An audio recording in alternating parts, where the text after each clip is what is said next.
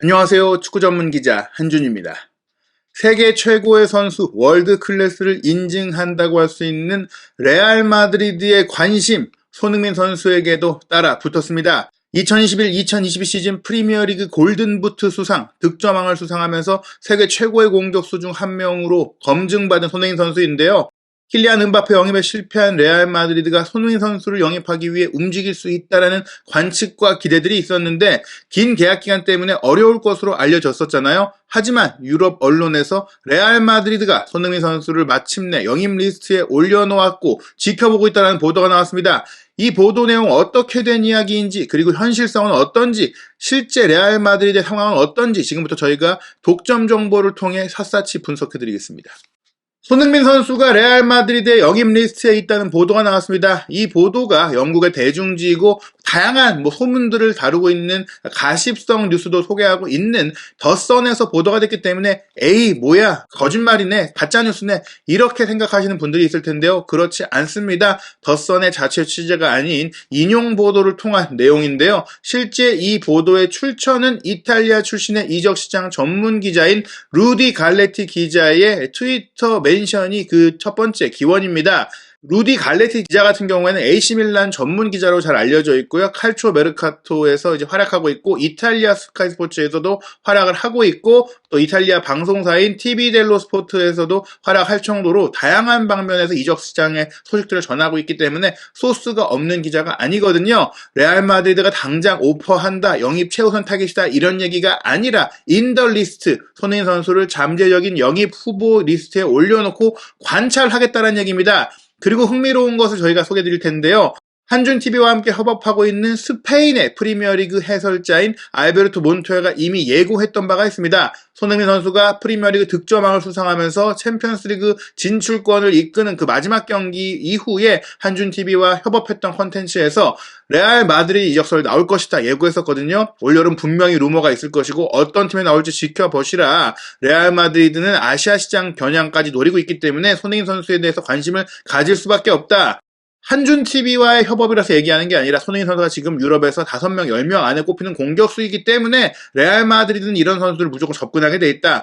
며칠 뒤 혹은 몇 달 뒤에 이적설이 나올 것이다라고 했는데 한 달 정도가 지난 현 시점에 몬토야 해설위원이 말한 대로 보도가 나왔습니다. 이 보도가 나왔다고 해서 당장 영입이 추진된다는 얘기는 아닙니다. 아시다시피 손흥민 선수의 계약 기간이 소통과 꽤 남아있기 때문인데요. 그럼에도 불구하고 레알 마드리드가 움직일 수 있는 이유 대체 무엇인지 지금부터 보도 내용부터 레알 마드리드의 내부 상황까지 직접 취재한 이야기들 소개해드리겠습니다. 우선 현재 토트넘과 레알 마드리드의 상황, 손흥민 선수의 상황까지 짚은 더선 보도 내용부터 살펴보겠습니다. 보도에 따르면 레알 마드리드가 토트넘의 슈퍼스타 손흥민을 모니터링하고 있다. 29세 한국인 공격수는 지난 시즌 프리미어리그에서 걸출한 활약을 펼쳤다. 그는 리버풀의 모살라와 나란히 23골을 넣어 프리미어리그 골든부트를 생애 처음으로 수상했다. 손흥민의 23골은 페널티킥 없이 이룬 기록이라는 점에서 더 인상적이었다. 손흥민은 지난 6년간 꾸준했고 지난 시즌의 선풍적인 활약은 정점이었다. 이로 인해 챔피언스리그 우승팀 레알 마드리드와 연결되고 있다. 루디 갈레티 기자에 따르면 손흥민은 14회 챔피언스리그 우승을 이룬 레알 마드리드의 포워드 영입 리스트에 오른 선수 중 한 명이다. 이 상황이 그대로입니다. 레알 마드리드가 잠재적인 장기적으로 공격수를 보강하기 위한 선수 리스트를 구성하고 있고 이적 시장에서 서서히 움직이고 있는데 당장 올 여름이 아니더라도 향후 영입할 수 있는 선수 후보군으로 손흥민 선수를 포함시켜놓고 본격적으로 관찰한다. 정밀하게 따져보겠다. 바로 그런 얘기입니다. 손흥민 선수가 지난 6년 동안 꾸준하게 활약을 했지만 지난 시즌의 활약으로 놓고 본다면 이제 레알 마드리드가 확실하게 데려와도 되겠다라는 확신을 가질 정도였고 이 보도의 출처는 루디 갈레티 기자라는 것이죠. 보도 내용 좀 더 살펴보면요. 레알 마드리드가 공격수가 필요한 이유를 알 수 있습니다. 카를로 안첼로티 감독은 가레스 베일과 이스코가 계약 만료로 떠나 공격 라인 보강을 추진하고 있다. 마르코 아센시오는 베르나베우를 떠나는 링크가 있다. 아스널이 관심을 갖고 있다. 손흥민은 토트넘에서 324경기에 나서 131골 73도움을 기록했다. 레알 마드리드의 잠재적 타깃이 될 수 있는 몇 안 되는 포워드다. 레알 마드리드는 킬리안 은바페 영입에 실패한 이후 그 자리를 대신할 수 있는 공격수를 찾고 있다. 레알 마드리드는 맨체스터 시티와 계약을 선택한 에를링 홀란도 놓쳤다. 레알 마드리드의 또 다른 타깃은 바이에른 뮌헨의 세르주 그나브리다. 맨체스터 유나이티드 알레한드로 가르나초, 에버튼의 히샬리송, 맨체스터 시티 스타 가브리엘 제주스도 연결된 바 있다. 이 내용들을 보자면 일단 베일과 이스코가 나가면서 뎁스가 줄어들었고 아센시오 선수도 조금은 꾸준히 뛸 수 있고 주전으로 뛸 수 있는 팀을 찾아서 떠나겠다는 얘기들이 계속 나오고 있다 보니까 공격진에 올여름에도 한 명이 오면 좋고 장기적으로는 반드시 영입이 필요한 상황인데요. 손흥민 선수가 지금까지 남긴 기록을 봤을 때는 레알 마드리드가 관심 가질 만한 선수가 몇 안 돼요. 월드 클래스만 노리는 레알 마드리드이기 때문에 그런 선수 중에 한 명이다라고 얘기를 했고요. 그런 가운데 지금 음바페와 홀란을 최고의 영입 선수로 삼고 지난 몇 년간 움직였던 레알 마드리드가 이 두 선수를 다 놓치게 됐기 때문에 대안을 모색하고 있는데 그 대안으로 언급되고 있는 선수 중에 그나브리 같은 경우에는 냉정히 말해서 최근에 폼이 떨어지기도 했고 같은 나이라고 봤을 때는 투자할 때 토트넘 허스퍼의 손흥민 선수 같은 경우에 아시아 시장을 공략하고 스폰서십을 유치할 수 있는 가치가 있기 때문에 손흥민이냐 그나브리냐를 본다면 돈을 좀 쓴다고 하더라도 손흥민 선수가 낫다는 것이고요. 가르나초는 아직 검증이 안 된 선수고 히샬리선과 제주스 같은 경우도 현재 비유럽 쿼터 문제 때문에 손흥민 선수와 같은 그 문제를 겪고 있어서 당장 데려올 수가 없거든요. 그런 문제들을 고려했을 때 손흥민 선수가 이 어른들 선수들과의 그 경쟁에서 뒤지지 않는다 이렇게 볼 수가 있겠는데요.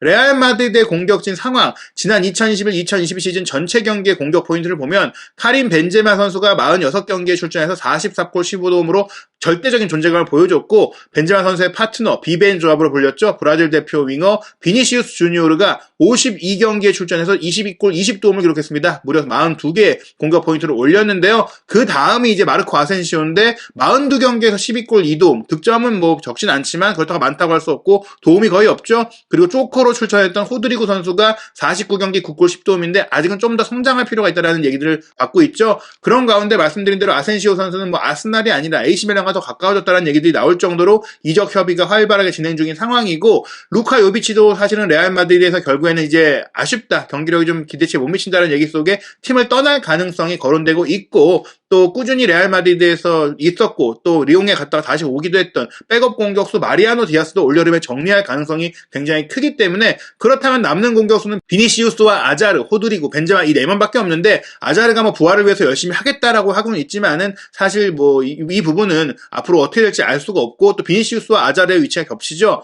물론 손흥민 선수도 왼쪽 윙어로서가 주 포지션을 뛰고 있지만 오른쪽에 뛰더라도 뭐 크게 떨어지지 않는 경기력을 보여주는 편이고 특히 비니시우스와 아자르와 비교했을 때는 오른쪽에서 영향력이 더 크다고 할 수 있고 또 벤제마 선수를 백업할 수 있는 스트라이커 위치가 없는데 그 자리까지도 손흥민 선수가 소화할 수 있고 무엇보다 비니시우스와 아자르보다는 스코어러에 가까운 선수가 손흥민 선수다 보니까 손흥민 선수가 충분히 거론될 수 있는 구조적인 상황이라고 볼 수 있겠고요. 이적설 상황을 보자면은 아센시오 선수가 나간다고 가정했을 때 말씀드린 대로 비니시우스, 아자르, 벤제마, 호드리고 이렇게 공격수가 남아있는데 그렇기 때문에 현재 발베르데 선수를 지난 시즌에 안첼로티 감독이 오른쪽 측면 미드필더, 오른쪽 측면 공격수로 전진 배치시켜갖고 활용을 많이 했잖아요. 토니 크로스, 카세미르, 모드리치라는 3미드를 좀 보조해주면서 활동력도 가져가고 공수 양면에서 활약할 수 있는 발베르데를 좀 활용할 가능성이 크다. 그렇게 거론되고 있는데 사실은 전문 공격수가 오는 게 좋습니다. 아직까지는 호드리고가 경기 운영력이라든지 이런 연계 플레이라든지 결정력과 번뜩임은 있지만 90분을 풀타임 소화하는 데 있어서는 조금 더 시간이 필요하다는 얘기가 있기 때문에 이 자리에 한 명이 더 필요하다고 볼 수 있겠는데요. 현재 영입한 선수는 AS 모나코에 8천만 유로를 주고 데려온 미드필더 슈아메니 그리고 첼시에서 자유계약으로 풀린 리디거 이렇게 데려오면서 사실은 뭐 미드필드 라인과 수비 라인은 어느 정도 강화됐고 더블 스쿼드가 구축이 됐는데 공격 라인이 아쉽고 무엇보다 벤제마가 건재하다고 하더라도 30대 중반의 나이고 이제 언제 기량이 하락해도 이상하지 않기 때문에 지금 시즌을 넘어서 장기적으로 공격진이 필요한 건 사실이거든요. 한준TV에서 레알 마드리드의 현지 정보를 직접 취재했습니다. 레알 마드리드 내부의 소식통을 갖고 있는 네트워크를 통해 확인한 결과 레알 마드리드는 올 여름에 공격수를 영입할 계획이 없다고 합니다. 안첼로티 감독은 현 시점에서 흡족한 선수가 없고 데려올 수 있는 선수가 없는데 무리해서 필요하지 않은 선수를 데려올 필요 없다. 다만 지금 영입 리스트를 구성하고 있는 이유는 내년 여름에 카림 벤제마 선수의 계약 기간이 끝나기 때문에 지금도 경기력이 좋기 때문에 계약을 연장할 가능성이 있긴 하지만 잠재적으로 그 상황을 대비해야 되고 내년 여름엔 더더욱이나 벤제마 선수가 활용할 수 있는 기간들이 더 떨어질 수밖에 없기 때문에 무조건 공격수가 필요하다. 일단 올 시즌은 발베르데를 오른쪽에 배치한 4-4-2 포메이션을 쓰면서 호드리고와 아자르를 적절히 쓴다면은 아센시오가 나간다고 하더라도 추가 공격수 보강 없이 충분히 한 시즌을 운영할 수 있다라고 보고 있어요. 게다가 미드필드 라인 더 두터워졌고 수비 라인도 강력해졌기 때문에 공격수에 무리해서 돈을 안 써도 된다. 2023년 여름에 선수를 영입해도 되겠다. 이렇게 얘기가 흘러가고 있다라고 상황입니다. 또 하나가 바로 레알 마드리드가 아시아 시장으로부터 수익을 내고 있는 부분인데요. 현재 레알 마드리드 2군 팀에 나카이 선수가 활약하고 있고 1군 팀에 계약돼 있지만 임대를 전전하고 있는 쿠보 선수가 있는데 쿠보 선수가 2024년 여름에 계약이 만료됩니다. 나카이 선수는 아직 프로 계약에서 있어서 1군 계약을 하지 않은 상태이긴 한데 이 두 선수가 레알 마드리드에 있는 이유 한준TV가 독점적으로 파악한 정보에 따르면 일본 축구협회와 일본의 기업들이 컨소시엄을 맺어서 매년 레알 마드리드에 한국 돈으로 89억 원가량을 주고 있어요. 이 89억 원을 후원하고 있는 이유가 매년 한 명의 일본 선수를 보유하고 있어야 된다라는 이제 조건을 걸어서 일본 선수를 이제 레알 마드리드에 집어넣고 있는 상황이거든요. 그래서 레알 마드리드 유소년팀에 일본 선수가 많은 것이기도 한데 손흥민 선수를 영입하게 된다면 이런 자금들, 손흥민 선수를 영입하는 것을 통한 한국 기업의 이제 스폰서십 유치가 가능해지기 때문에 사실 활용성이 크지 않은 일본 선수를 데리고 있는 것보다는 활용할 수도 있는 선수를 데려와서 비유럽 쿼터를 충족하는 것이 좋다. 결국 나카이도 1군이 될 수 있는 나이가 된다면 비유럽 쿼터를 차지하면서 뛰어야 하기 때문에 냉정히 말했을 때는 나가게 될 가능성이 크고 쿠보 선수 같은 경우도 올여름까지도 이제 임대를 간다면 내년 여름에 되면은 계약 기간이 1년밖에 안 남은 상황이 되는데 결국에는 활용할 수 없게 되거든요. 그렇다고 해서 계속해서 일본 선수를 받아가지고 이렇게 좀 쓰지 않으면서 스폰서만 받는 것은 크게 이제 좋지 않다. 쿠보 선수에 대한 기대감이 있었기 때문에 이 스폰서십이 진행이 됐지만 결국에는 장기적으로 레알 마드리드에 도움이 될 것이냐는 것을 봤을 때는 차라리 현재 가장 핫하고 아시아에서 가장 영향력이 큰 손흥민 선수를 데려와서 투자 이상의 가치를 끌어내고 아시아 시장, 특히 이제 투어가 가능해진 코로나19 팬데믹 이후의 시대에서는 훨씬 더 효과적일 수 있다고 보는 것이죠. 그렇기 때문에 손흥민 선수가 영입 리스트에 올라갔고 나이가 조금 있음에도 불구하고 레알 마드리드의 정책을 넘어서서 협의할 수 있는 선수가 됐다. 손흥민 선수는 올여름에 이적이 불가능할 겁니다. 2025년까지 계약이 되어 있기 때문인데 내년 여름이 되면 토트넘과 계약이 2년밖에 안 남게 되죠. 2년밖에 안 남는 상황이 된다면 매각할 수 있는 마지막으로 비싸게 팔 수 있는 시점이 돼요. 계약이 1년 남게 되면 또 한 번 가격이 떨어지게 되고 손흥민 선수의 나이도 그때가 되면 30대 중반에 더 가까워지기 때문에 아직도 만 30세로 이제 유럽에서 볼 수 있는 내년 여름에는 레알 마드리드가 오퍼를 할 수 있고 벤제마 선수는 내년 여름에 레알 마드리드와 계약이 끝납니다. 물론 기량을 유지하고 계속 잘해준다면 1년씩 계약을 연장할 수도 있겠지만 내년이 되면 분명히 기량 유지를 기대하기가 어렵기 때문에 손흥민 선수에게 접근할 수 있고요. 그런 가운데 레알 마드리드는 에를링 홀란 선수를 2년 후에 영입할 거라는 얘기가 나오고 있죠.